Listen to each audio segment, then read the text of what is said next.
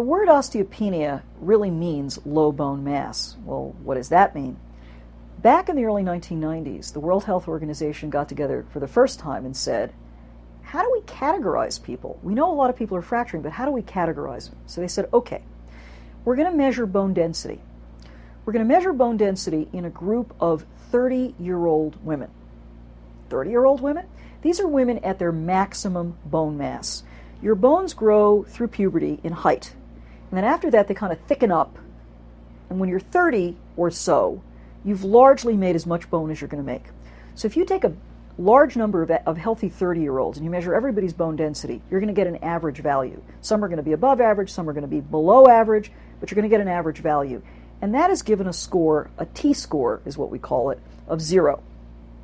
You now can measure a woman who's over the age of menopause. Do the bone density on her at the hip and the spine.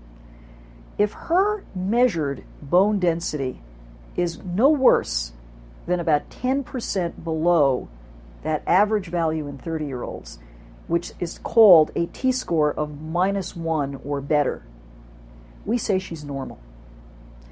If that woman has a measured bone density that is 25% lower than that of the young normals, a score of -2.5 or more negative, that's called osteoporosis. Everything in between -1 and -2.5 is called osteopenia. It's lower than normal, but it's not yet low enough to be given the word osteoporosis.